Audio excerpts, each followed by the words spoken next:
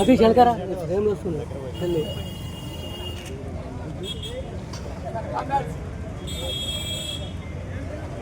सूर्य ओ सूर्य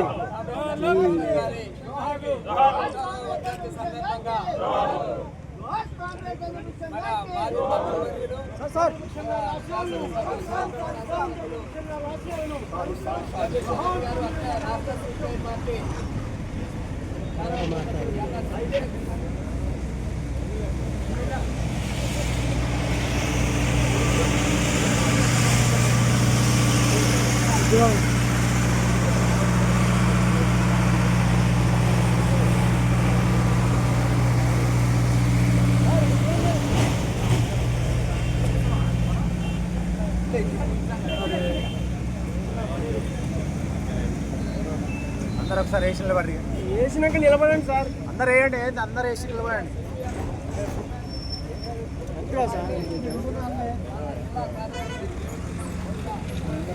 కింద ఉన్నోళ్ళు కూడా వస్తారు.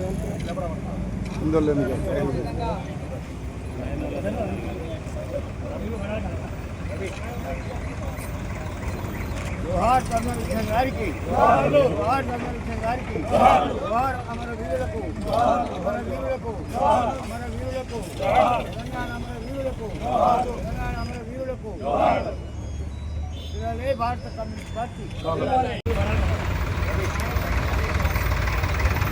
జోహార్ కర్నూలు విజయ్ గారికి, జోహార్ కర్నూలు విజయ్ గారికి, జోహార్ అమర వీరులకు, అమర వీరులకు, తెలంగాణ అమర వీరులకు, తెలంగాణ అమర వీరులకు.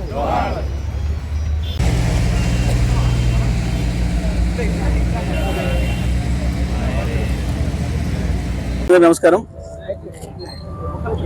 ఈరోజు తన జీవితాన్నంతా ప్రజల కొరకే త్యాగం చేసి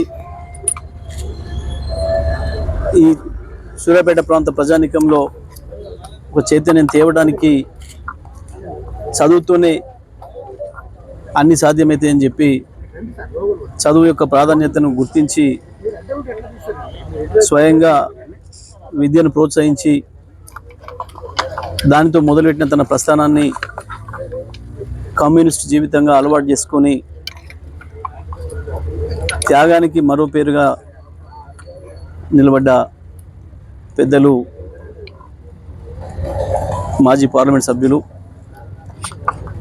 ప్రత్యేకించి కల్లు గీత కార్మిక సోదరులందరికీ ఎప్పటికీ గుర్తున్నంత కాలం గుర్తుండిపోయే నాయకుడిగా ఆ గీత కార్మిక సోదరులను ఐక్యం చేసి సంఘం స్థాపించి వాళ్ళ హక్కుల్ని కాపాడడంలో తనదైన పాత్ర పోషించిన అమరులు కామ్రేడ్ ధర్మభిక్షం గారి వర్ధంతి సందర్భంగా వారికి జోహార్లు అర్పిస్తూ, మరి నిజంగా నాయకులు అంటే ఇట్లా ఉండాలి,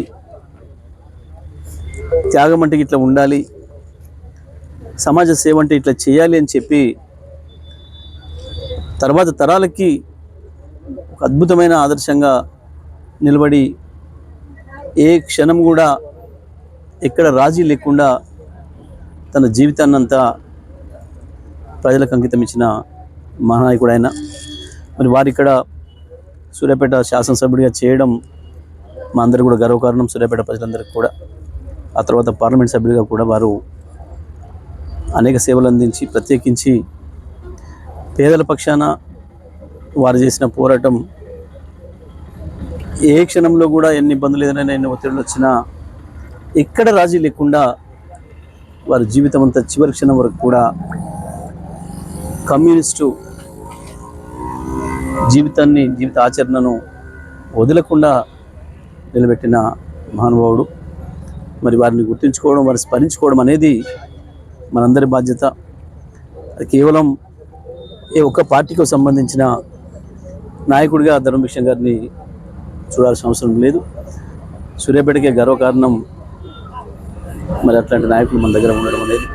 మనకు బాధ్యత వహించడం అనేది మరి ఈ సందర్భంగా ధర్మభిక్షం గారికి మరొకసారి జోహార్లు అర్పిస్తూ వారి ఆశయాలను కొనసాగించడానికి మనం అందరం కూడా ముందుండాలని చెప్పి తెలియజేస్తూ వారి పేరును జిల్లాకు పెట్టాలి అని చెప్పి ఏదైతే సిపిఐ పార్టీ నుంచి వెళ్ళి వారు కోరుతున్నారో తప్పకుండా అది న్యాయమైన కోరిక.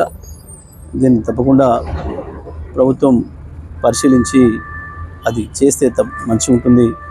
అట్లాంటి నాయకుల్ని రాబోయే తరాలకి ఆదర్శంగా చూపించడానికి కూడా అది ఉపయోగపడుతుంది. నా వంతుగా కూడా నేను స్థానిక శాసనసభ్యుడిగా కృషి చేస్తానని చెప్పి సందర్భంగా తెలియజేస్తూ మరొకసారి ధర్మభిక్షం గారికి జోహార్లు ఇస్తున్నాను.